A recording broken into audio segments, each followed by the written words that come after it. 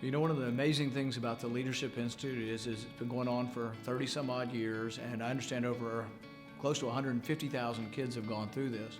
In our office, we actually have 6 of our staff who have come out of the Leadership Institute. My former chief of staff was actually with the Leadership Institute and worked closely with them for many years. And I think what's great about the Leadership Institute is that it does something really no one else is doing. There are think tanks in town, there are conservative and libertarian think tanks and people who believe in the free market. There's really nobody training the next generation of people who will be the leaders in our country. And so I'm amazed, not only here in Washington, but as I travel throughout the United States, that I meet kids who came out of the Leadership Institute. To me, it's an amazing thing, and it was a genius for Morton Blackwell to come up with the idea.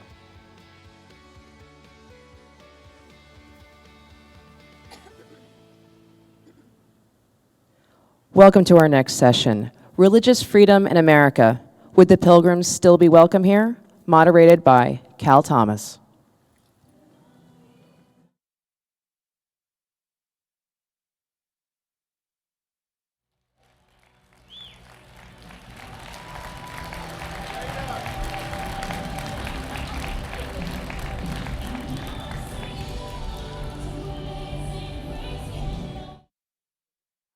There, yes. All right, is my mic so, on? Here we go. Hello, Yeah, good morning, everybody. My fellow religious fanatics, underminers of the Constitution, fundamentalist bigots, nice to see you. Well, you know, as a member of the media, I thought I would address you in the style and manner to which you've been accustomed, so it's great to see you here. One of my all-time favorite cartoons was from Wayne Stayskull, who for many years wrote them for the Tampa Tribune and then in syndication. It showed 3 pilgrims after arriving in America praying on a beach, and a police officer coming around and saying, "Hey, you can't pray here, this is a public beach." My other favorite was in a classroom where the teacher was organizing a Christmas nativity play, and all the students were dressed up in costume. There was Mary and Joseph and others, and she said, "Well, we've got everybody here, except who's going to play the ACLU lawyer who's going to keep us from celebrating this event?" So we're here to talk about some of that today and the challenges that we who worship an authority higher than the state face. I've got a few introductory remarks and not a teleprompter because, you know, Obama's got them all. Now, in the past, religion was thought by the left to be a useful tool in advancing its secular progressive agenda because it always tracked with that agenda. There were a few exceptions, as with the Vietnam War. But for the most part, the political left was happy to embrace the religious left in promoting no prayer or Bible reading in public schools, no expressions of faith by students writing essays about the most important person in their lives, no thanking God by valedictorians at graduation ceremonies, and the promotion of abortion on demand, same-sex marriage, and other issues in violation of biblical principles, which the secular and religious left have been consistent in violating for many years. And then conservative Christians decided to become involved in the government that taxes and regulates them.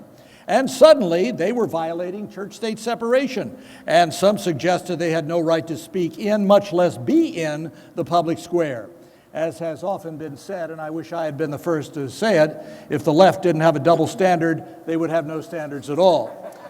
And so began a counteroffensive to drive people who do not worship at the shrine of big government out of the pluralism, diversity, and academic freedom the left claims to practice. Where the conservative religious people should expect more from the kingdom of this world, which is passing away, is a conversation for another panel. Or maybe not, we'll see. Examples of the violation of the free expression clause of the First Amendment abound. There is the Hobby Lobby case where the government tried to force a private business to provide birth control and abortion services through its health care plan to its employees in violation of the owner's religious beliefs. That such services were already available elsewhere escaped the attention of the pro-abortion media. There are legions of cases involving Christian students who mention Jesus and God favorably in an essay or speech and were told not to do so because it violated the Constitution. If they had used those names as a curse word, that same First Amendment presumably would have protected their right to do so. Now, here to discuss all of this are 3 people who have strong opinions on the subject. Imagine that. Dana Loesch is a nationally syndicated talk show host based in Dallas. She also appears on Glenn Beck's The Blaze TV network and has appeared on The View, for which I think she should have received combat pay. Dana also founded the Tea Party movement in St. Louis and has a new book called Hands Off My Gun, Defeating the Plot to Disarm America. She'll be signing copies of it at noon, is it? Yes, sir. At noon, and whereabouts? The book hub. At the book Hub. Yes. Okay, I assume somebody knows where that is. Congressman Randy Nagebauer represents 29 counties in West Texas, which comprise the 19th Congressional District. He's a native of Lubbock and would disagree with the country song, "Happiness is Lubbock, Texas in my rearview mirror." Right? You didn't think I knew that, did you? Okay. As a member of the Financial Services Committee in the House, Randy has oversight responsibility for American banks and the banking industry, credit unions, and other financial institutions. He and his wife, Donna, have been married for 43 years, making him, like me, a dinosaur in our modern era. Tony Perkins, a familiar face on TV and on the front lines of the so-called culture wars. Tony is president of the Family Research Council, a former member of the Louisiana legislature, where he served for 8 years and actually went home. Imagine that. Yeah. Are you clapping because he went home or because he lived up to his promises? All right. He's recognized as a legislative pioneer for authoring measures like the nation's first covenant marriage law.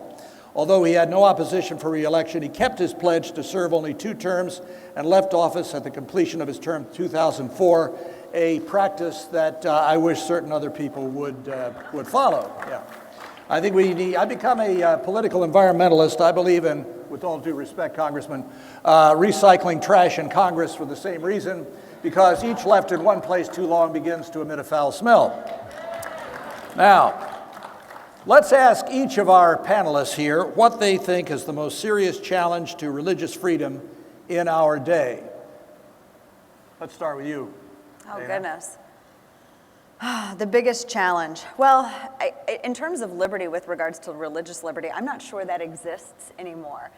I remember when I was in school, in elementary school, that was about the time, like in the mid to late 80s, that was about the time that we started seeing permission slips being sent home if you wanted to sing a Christmas song, because I can't imagine somebody being offended about singing about the birth of Jesus. The biggest threat to religion, though, I think, is apathy. And I think that we need to, as people of faith, I think that we need to lead better by example. I also think that we need to be more active in our community. And Christians have always led in this regard. They always have. But I think that I don't know, I feel like that there's a religious undercurrent as well that's taking place within the church, where I think that there's just been, the last 10 to 15 years, there's been a lot of apathy. And to me, that is sort of the biggest danger to religious liberty. I mean, we can talk about all of the outside sources and all of that as well, but we got a lot of people who think that just by being a Christian, going to church on Sunday, that's the requirement that they have to fulfill, and that's it. Tony, you deal with this all the time on a daily basis. And in addition to answering the question, what you think is the biggest threat to religious freedom, throw in how do you think we got here? I mean, there's some people who, as Dana says, the apathy, but there are others who think that materialism and prosperity and the worship of the golden calf of the Dow Jones Industrial Averages has contributed to this. What are your thoughts? Well, if you walked into the hotel this morning, you would probably agree with the president, what he said in his State of the Union address, that the greatest threat facing future generations is global warming. That's what he said in his State of the Union address. I believe, Cal, the greatest threat facing the future of our country is the loss of religious freedom. Now, the president likes to talk about the freedom of worship, but I had an opportunity a couple of years ago to go with one of Randy's colleagues to the National Archives and go into one of the areas where the documents that are uncirculated, you get a chance to see them up close and actually look and touch them. Of course, they're in sneeze guards, so you can't do any damage to them. But I saw George Washington's handwritten inaugural address. I saw the radar plotting chart of the planes that flew over Pearl Harbor and bombed Pearl Harbor. But the most insightful document I saw was the Senate markup of the Bill of Rights that came over from the House. Most people don't realize, I didn't realize, there were 17 amendments sent from the People's House. The first one dealt with the ordering of Congress based upon the population of the states. That was eventually set on and rejected by the people. The second dealt with congressional pay. It initially was deferred by the people. It did pass in 1992. Apparently it was sent by the U.S. mail. It took a while to get passed. The third and the first standalone amendment, it was all by itself. It was the first to deal with the rights of the citizens of this country, and it was dealing with religious freedom. Congress shall make no law establishing religion or prohibiting the free exercise thereof, or the rights of conscience to be infringed. Now, the Senate took those and edited them, combined some of them, sent 12 to the states, 2 were rejected, and we ended up with 10, marketer's dream, the 10 amendments to the Constitution, the Bill of Rights. The President has repeatedly said that we have the freedom of worship. That is a truncated view of the freedom of religion. The Pilgrims came to this country. After they had gone to Holland, they were driven out of their country because of a corrupt church and a corrupt state. And they wanted to not just have the freedom of worship, to choose to go to a church on Sunday and spend an hour or two on an appointed day of the week. They came here to live their life according to their faith. And there's a big difference, and that's what's at risk. In the Hobby Lobby case that you mentioned, small businesses, photographers, wedding cake makers, and florists who are losing their businesses because they refuse to leave their faith at home. I was talking yesterday to a police officer from Salt Lake City. I spent 10 years as a police officer before I got into politics, and he simply refused. He didn't refuse. He asked to be reassigned as a motorcycle police officer, not to be forced to ride in a gay pride parade. He said, "I'll do security, I'll handle traffic. I just don't want to have to do the celebratory maneuvers that are done inside of a parade that makes it look like you're a part of the parade." Reasonable request. He was suspended for 3 months without pay, forced to leave his job. I can tell you, I lived on a police officer's salary, and you cannot go for 3 months without pay. That's happened to the fire chief in Atlanta, Georgia. Here's the issue. We have come to a point, as Dana said, that we have lost religious freedom because we've refused to exercise Amen. our religious freedom. You know, when you came here, you probably traveled through an airport, and you know the mantra from the Obama administration, if you see a threat, you see something, say something. Well, I'm here to tell you it's time for us to say something. Enough is enough from this administration. Right. They are taking our freedoms, chief among them religious liberty. And to Tony's point, too, when he mentioned, and I absolutely loved your article, by the way, about the 111 Cakery in Indianapolis, the case of a baker who did not get sued, which is probably, I think, the only example that I've ever seen. But we're talking about people, work is a ministry. Right. Christians view what they do Monday through Friday as a ministry. You don't just hang up your faith. And it shows not just a bigoted perspective of the faith, but also a complete lack of understanding about it. I mean, honestly, we're called bitter clingers. Have ISIS ever been referred to as bitter clingers? Or just Christians? Congressman, let me get you in here. You're from West Texas, and most people would think, gee, this is a real Baptist state. You've got conservative Christians there, a lot of family values. What do you encounter in the challenges from your counties that you represent to religious freedom? Well, you know, I come from a very conservative part of the state and conservative part of the country, and you know, people in my district, you know, are God-fearing, God-loving, gun-toting people who just want the federal government to stay out of their lives. Woo! But you know, I think back to your original question. You know, what are the biggest threats to religious freedom? And I think it's one that I agree with apathy. But I don't think people realize how pervasive the attack is on religious liberty is in this country. Tony and his organization, they've done a catalog of those. Liberty Institute, Mr. Shackelford's organization has done and when you start reading through that and you see all of the cases, I think the other thing is how pervasive it is in a lot of different areas. You know, I think originally people started thinking about, you know, taking the prayer out of schools, but now we've got people intimidating, you know, our Department of Defense, where soldiers can't express their religious freedoms. You know, we've got a problem with veterans, where we have veteran services and not using, you know, having a cross at a veteran's a funeral. I mean, so I think the pervasiveness, and you know, I think the other piece is that we're going to have to get bolder about, you know, our faith. One of the things that David Barton brings pastors up twice a year to Washington, and we have the honor to host them on a number of occasions and speak to that group. And one of the things I remind those pastors that, it's freedom of religion and not from religion. But the other thing is it says render unto Caesar, but it didn't say surrender to Caesar. And I think we've got to make sure that our pastors aren't surrendering to Caesar. All right, look, we've seen various movements in the past, from prohibition to more recently the moral majority, of which I was a part for a while, a Christian coalition, to try to fix some of these things constitutionally, legislatively, even morally. And they have had only, in my judgment, minimal success. So are we talking about fixing this problem from the top down or the bottom up? For example, I have a certain prejudice about the government schools. I think that for conservatives and Christians or people of faith, of any faith, to put your child in a school where they teach them that they evolved from slime and their nearest relative is down at the zoo, and that's why they like bananas on their cereal, is working against the faith and values that you believe in. Better to put them in a private school where your faith and values are reinforced instead of a government school, and especially universities, where they have teachers trained to do away with them. Am I off base with that, or what's the proper order here, Tony? You deal with a lot of, legislative, judicial issues. Is it both? Is it top down? Is it bottom up? What is it? It's both. I think where we should be pursuing is accommodation. For instance, you talk about education. As parents, we should have a right to choose where our money goes for our children. Louisiana, Governor Jindal, a good friend of mine who I've served with, in New Orleans, 90% of our young people now are in charter schools.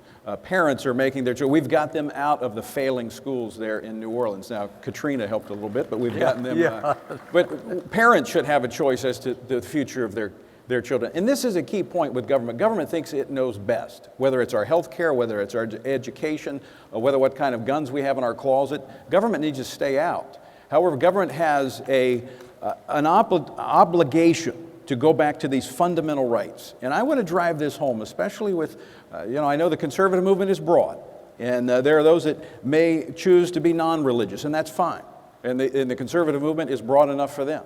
Whether you're religious or non-religious, religious freedom is the freedom upon which all of our other freedoms hinge. And the future of our country is only as bright as our religious freedom is. And we have an obligation and a responsibility to protect that freedom. And it requires government protection, but it requires personal effort and action. And so the rule of thumb I use, Cal, as I talk to people, I said, you make your home the way you want the world to look. And if we begin to focus on marriage, life, and religious liberty, often I challenge parents who say, we don't have prayer in school anymore. Well, do you pray with your kids at home? There you go. 10 Commandments have been driven out of our courts. Do you have them posted in your home? Yeah. And I would say that's where it begins, but it shouldn't be limited. Our religious freedom does not stop at the door of the church or the door of our home. We should be able to take it into the workplace and every place we go. Dana, when you, on your show, when callers call in and you're dealing with this subject, maybe there's been something in the news, a court decision, a lawsuit filed, that sort of thing, what do people say? Do they give personal examples, or do they just give their own personal opinion about that lawsuit or court case?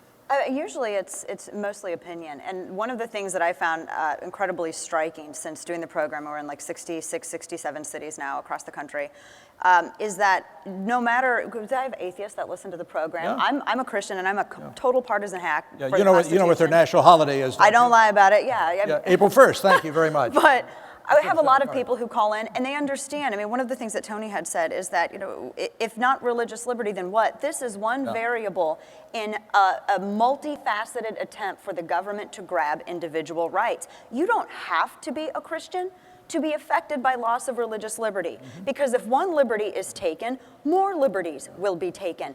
And that's what I think a lot of my listeners have really begun to understand, and they see that. I love my audience. They're some of the smartest folks out there, and they really see that. They say, well, wow, if I'm not speaking up, you're losing rights. Well, then what will happen to me when the day comes and someone comes to me? What if you're stoned for walking out in the street for being gay? I mean, come on, that's the conversation that's where the conversation needs to go. or in D.C., if you're stoned from smoking marijuana, Well, it's right. now legal. But, and you mentioned schools though as well, and Right. I'm exactly like you are, Cal, in that I am very nervous about petitioning the government for anything. And as a conservative Christian, it goes against every fiber of my being to petition the government to say, well, what we were unable to do, we were unable to change hearts and minds from the pulpit. We were unable to change hearts and minds because of that apathy that I mentioned earlier. So we need Uncle Sam to come in and do it.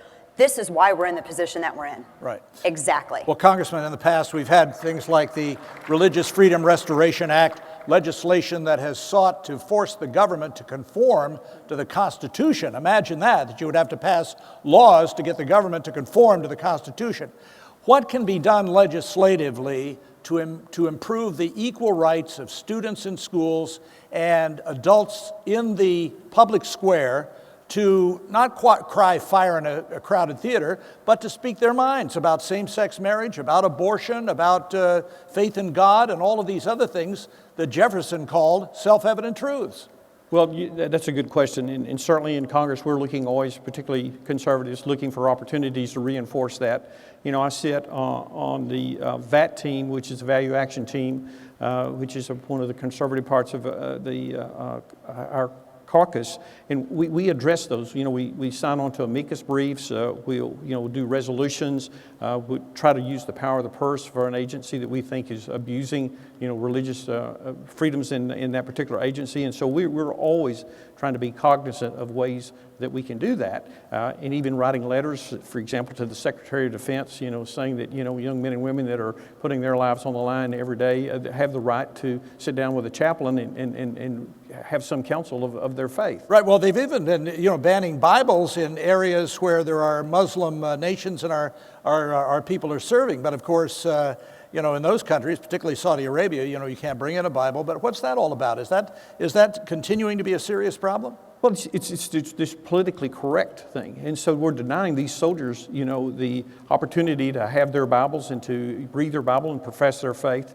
Because we're in this territory where there's a lot of Muslim population, we're working alongside Muslim, soldiers. But that's not. We shouldn't be depriving those soldiers the right to be able to, express their faith.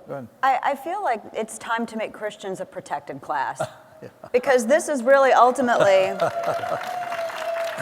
This is a discussion of protected classes as well, because you seem to have Group A who is offended if you worship Jesus. You have Group B who is offended if you want to hand out a Bible, and because people apparently you have a right to get litigious if you're offended. But it seems as though we need to have the discussion about making Christians a protected class, and that ultimately I think is kind of what it all seems. That's the direction it seems to be going. Well, on the other hand, our commander-in-chief, that would be Jesus, not Obama, said, in the world you will have persecution. If they persecuted me, they'll persecuted you. So in a sense, if you are living a life that would be pleasing to him, shouldn't you be expected to be persecuted? Yeah, I would think so. I think it's a badge of honor. It's There a you badge go. of honor to be persecuted. I mean, and since we have the victim competition in the United States of America, I think we win. Congressman, I was interested the other day in a act of blatant pluralism, I guess. The Senate invited the Dalai Lama to open the session in prayer. Now, every Congress has opened with prayer every session since the days of Ben Franklin, who proposed it, and the last I checked was not a fundamentalist, either in his theology or in his behavior. But I was really interested in how the Dalai Lama opened. He said, "I'm going to pray to Buddha," pause, "and all the other gods." Now that was a great demonstration of pluralism. You haven't had him over the House side yet, have you? I don't think so. No? I don't think so. Okay. All right, let's move on. Tony, But, I wanna the demographics don't seem to be working in favor of conservative religious people. Most polls show young people are far more tolerant than older people of same-sex marriage and some of the other social issues, though possibly not abortion. Is that what your research is telling you? And how do we reach the younger generation for some of these things that are really in their best interest, though they may not have discovered it yet? Well, that's a great question. I guess I'd ask you, Cal, when you were 18, do you have the same views you have today? I'm trying to remember that far back. No, you're absolutely right, no. There are things happen as we grow older. But let me just say, we actually just conducted a lengthy poll and focus group work on the issue of marriage and religious freedom. And what we found is the nation, when you ask, what do you believe marriage should be? The union of a man and a woman, 53% of Americans believe that, about 42% believe it should not be. Now, when you come to the law, it's evenly split. 48% believe that we should not have laws regarding creating of same-sex marriage, 47% believe we should. So we're split. It's not overwhelming. But here's an interesting aspect that we found, and this is, Rasmussen released a poll that was very similar to this yesterday. 61% of Americans do not believe the Supreme Court should impose same-sex marriage on the entire nation. They believe the state should have the right to determine this. And you know, we don't have to look back far in history to see how that works out when the court poses a one-size-fits-all. We go back to 1973 when the court said, we're going to solve this issue of abortion. 42 years later, abortion is an issue in every election from president on down. The court, if it tries to impose this on the nation, will not solve it. In fact, I believe we'll move into one of the most tumultuous cultural times our nation has ever seen. You got a prediction? No, I don't. But I think it's time for Christians to exercise their faith and pray. And pray in Proverbs, as the word says, that God can turn the hearts of kings as he turns the rivers of waters. And even though some of those hearts are stone, they can still be turned, I believe, on the Supreme Court. But here was an interesting aspect of this polling. 82% of Americans, this is consistent with millennials, believe we should have the right, the freedom to believe in this country, religious freedom, that we should not be forced to quarantine our faith within the four walls of the church, but be able to live our lives according to our faith. And so they see this conflict with the florists, the bakers, the churches and the others that are being forced to celebrate something that they're morally opposed to. Right. Well, this was one of the chief issues, Congressman, in the HHS's attempt to define a church, as Tony was saying in the Hobby Lobby case, as people who meet on Sunday morning at 11 o'clock in a specific building. And the other 23 hours of that day and the other rest of that week has nothing to do with religion or the church at all. So what are the dangers when the government or any administration gets to define what a church is? That's a real threat. I think that's a real threat to religious freedom. And in other words, we can't let the government do that. And so one of the things that we have to do in Congress is at every step of the way, we need to be able to fight the government to being able to move in directions where they set the definitions, because if you set the definitions, then basically that puts you in control. And what we know about our faith is we want the free ability to express our faith and to be a Christian, not on Sunday for 1 hour, but we want to be a Christian, the rest of the week as well. And as we interface in our daily walk, we're going to have opportunities within that to express that faith. And we need to freely be able to do that in every environment, not just in the environment on Sunday in church. Right. And this, although we profess our faith in Christ, this is for our Jewish friends, this is for Muslims, this is for secularists, this is for everybody, because as I think Tony said earlier, if the rights are denied to one, they're denied to all. And we're seeing a double threat right now. The First and Second Amendments are being attacked. The Second Amendment by this backdoor executive order business on a particular kind of bullet, which to me is just nuts. But this is an effort by this administration to grab the guns. This is something they've wanted to do for a long time. So we see threats to both the First and the Second Amendment at the moment. Now, the Pilgrims came here, the theme of our panel, for religious freedom. As Tony, I think, said, they saw a corrupt state and a corrupt church, an established church paid for by the tax dollars of all, which weakened the power of the church and increased the power of the state. How much of a danger is that in America? I don't see the government as promoting the virtues of faith or even the church. In fact, it, to me, Dana, is increasingly becoming the enemy of those things, unless, as I said in my opening remarks, it tracks toward the secular progressive agenda, in which case they are happy to have religious people, even clergy, as part of the mix. You think of, Sojourners here in Washington as a wonderful example. I don't see a single issue that my friend Jim Wallis and Sojourners track on that is different from a secular progressive agenda. Well, you mentioned government morals the same week that a story broke that someone at the State Department, a deputy right underneath Hillary Clinton, was arrested for soliciting sex from a minor. So that's your moral government. No, government is morally bankrupt, and government's also a reflection of the society it represents that I think is also morally bankrupt. And you can't just simply, I think that we go about it wrong if we're just going to simply switch out people in places of government and think that that's going to fix our moral problem. It has to come from us. That's how it works. Earlier this month, I'm sure you've heard it, it's been all over the news. Unfortunately, the comments of Darrell Waltrip, the Hall of Fame race car driver, testifying to his faith at the National Prayer Breakfast, got obscured and totally left out of media coverage in favor of President Obama's comments, saying that we shouldn't get on our high horse theologically because remember those crusades, those were terrible things, and so we shouldn't really be concerned about what, well, he doesn't call them Islamic terrorists, those people who don't have jobs and are challenged, although Jihad John apparently did have a job and was a college graduate. Never mind, as Gilda Radner used to say on Saturday Night Live. But what did you think about the, Congressman, were you at the prayer breakfast this year? I was at the prayer breakfast. What did you think about those remarks? And it's not the first time he's made them, likening the Crusades to what is going on now with Islamic fundamentalists and saying that we shouldn't be on our high horse because we have our problems in history as well. Quite honestly, the word that comes to mind is bizarre. We just heard Darrell Waltrip, profess his faith in Jesus and gave a great testimony. He talked about a time in his life where he wasn't a really nice person, but that Jesus changed his life, and it was a great. And then the president got up and tried to basically neutralize Darrell's faith and marginalize it, really. And I think, and that's really what the progressive left tries to do. They try to marginalize our faith. Because it's a threat to them. They understand that the foundation of this nation was based on religious principles. And they know that if they can attack us there, that they can bring the house down if the foundation fails.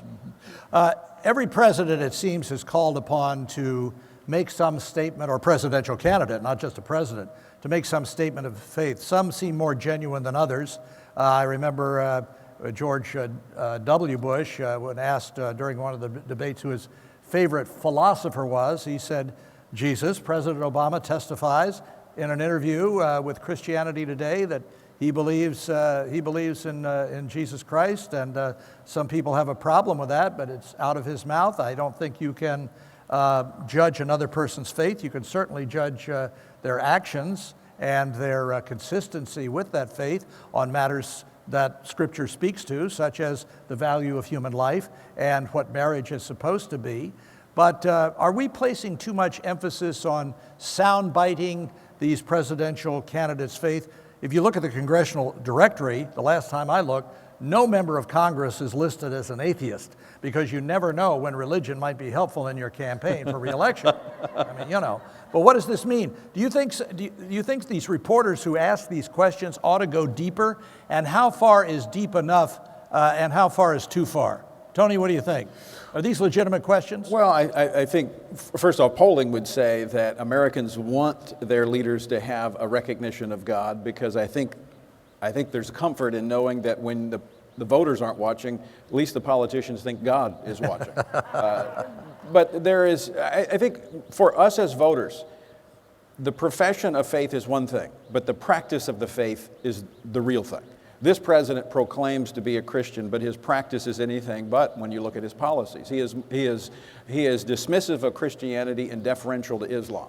That's his practice. I don't know what, it's not in keeping with his profession, but his practice is troubling to where this country is going in his policies. I think as voters, we need to be concerned about that. I don't think we don't want just someone who's a Christian in office. We want someone who actually has the skills to lead this nation. But knowing that they have a moral framework would be, I think, something that most voters would prefer to have. That's a very good point.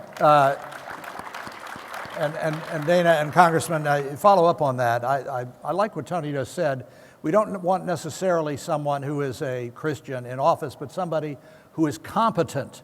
And I think that is a very mature view. Now, obviously, at least from my point of view, if you had somebody who was a serious believer and also competent, that would be the ideal combination. But You want a good legislator. You want a good someone legislator. who's a good lawmaker. And faith without works is, what is it? What is faith without works? Dead. It's dead. Yep. I think we need to pay less attention to what these people say they are and pay more attention to how they live their lives. If you drive a woman into a river and you run away, I think probably, Jesus might have some problems with that. If you believe and not giving a baby after abortion who survives after abortion medical treatment, I think probably, there's something you can find in the Gospels about that too. I mean, we can go on and on and on. Let's not pay attention to what comes out of their mouths. Even the devil can quote scripture. Let's pay attention to how they live. That's right. Pretty good. Less on the rhetoric and more on the record. Congressman, I'm assuming, and tell me if I'm wrong, that you're part of this little House prayer group that meets every week on, let's see, in the House, it's on Wednesday, is it? Actually, the first day that we're voting, we meet at 6:30. Okay. First series of votes. And this has been going on since the 1940s, established by a Norwegian immigrant named Abram Varadian, out of which the National Prayer Breakfast came about in 1953.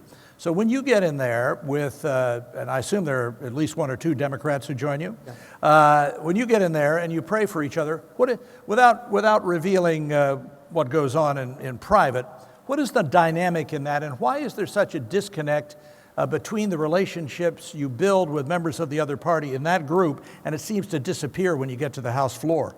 That's a great question. There's really two opportunities to do that. The Prayer Caucus, which I was one of the co-founders, we meet every week, the first series of votes, and that's what I was referring to a while ago. Then the Prayer Breakfast is on Thursday mornings, right. And it is bipartisan. Right. And we come in there just as fellow believers.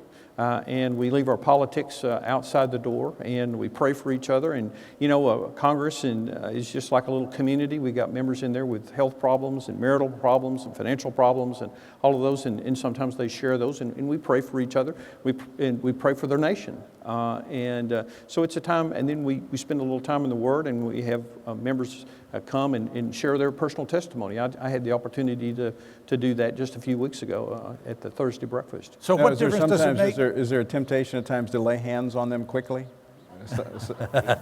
Sometimes. So what happens between the end of those moments, when sometimes you even hold hands and sing a hymn and pray for each other, and the combat that then results on things like DHS funding and some of these other things that we read about in the media? Yeah. What happens? Yeah, I think part of the problem is we probably don't spend enough time, doing that things that we do on Thursday. There's really not a lot of time for members to really get to know each other. I mean, when you get up there, you come up there, you're flying on a Monday or Tuesday, you have a very busy schedule, you're in committee hearings, you're voting and all that stuff, and then but unfortunately, there is a divide in this country, and that divide is reflected in the United States Congress, and that is, some people believe that the government should get bigger, and some people believe the government should get smaller.